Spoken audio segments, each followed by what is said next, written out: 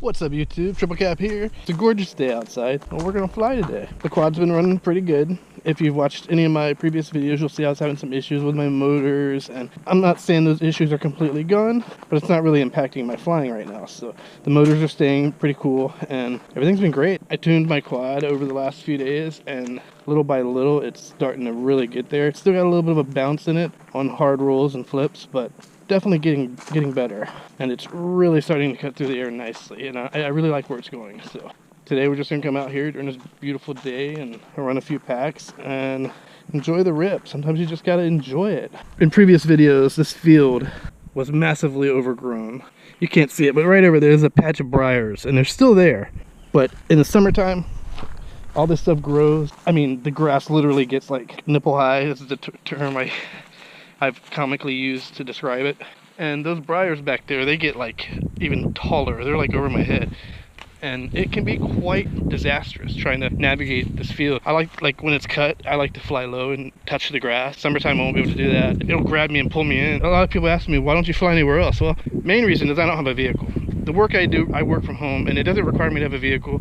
I eat a lot of Domino's, and I get a lot of food delivered. I don't really have a need for a vehicle, so I don't have one. It saves me a lot of money that way, and I can spend it on flying and my hobby and all that. So that's why I don't have a vehicle. But it limits me as to where I can fly. I can either get a ride with someone and fly a nice cool spot, which I've done a couple times, or I can fly this field. And the truth of the matter is, until I feel really confident with my skills, which I'm still not there, this field is perfect. It's wide open. I have a couple obstacles, like the tree in the middle, the trees that surround it. I even have a little gate from that fallen tree over there that I've hit a couple times and crashed in rather hardly. So, I mean, this is my training field. And when I graduate from the training field, I'll make my way to other places and we'll get to rip those too.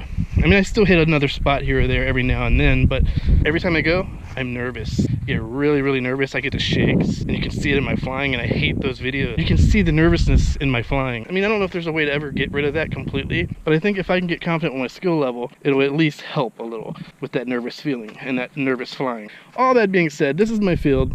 This is where I will always fly when I feel the need to fly, and it's available. It's not far from my home. I just walk through the woods, and here it is. Every year my landlord cuts it in the wintertime, cuts it back, and then in the summertime it grows. You know, it gets up there and it gets raggedy, and trying to find my quad after a crash is not fun. Eventually I'll get to the point where I'm confident enough to do anything I want right here in this field. And when I get to that point and I feel confident enough to do anything, and I do it with confidence and with belief that I'm going to do it successfully, then I'll start hitting other spots. The main reason is, all right, there's a few reasons. Number one, I don't want to damage my quad. I don't want to wreck into something and hurt my quad and have to put out money to get it fixed.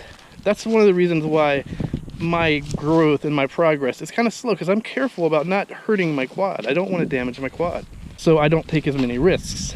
But as I get better, I'm taking more and more risks. As I get more confident in my skill, those risks become inevitable, and I take them. So that's one reason. Another reason is I don't want to hurt anybody. I don't want to, like if I go to a park and somebody's running by and I'm not confident enough to dodge them properly, I don't want to hurt someone. I don't want to crash into someone and hurt them. I don't want to be responsible for someone else's injuries. And the last reason is property. I don't want to hurt someone's property. Even flying in my backyard, there's this little field over there. Sometimes I'll fly around, but I don't like doing it because there's a couple homes right next to it. There's a couple vehicles, and if something happens, I'm responsible for that. And I don't want that on my conscience. And I don't want that to hurt my wallet either, because money comes out of my wallet, comes out of my fun time, out of my hobby spending.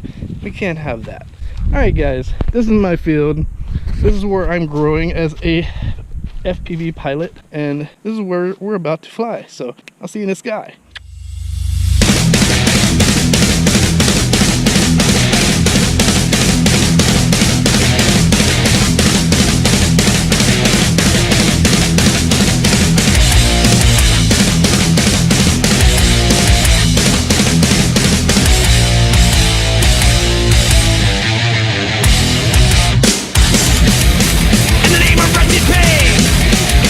In the name of all creation, God inside.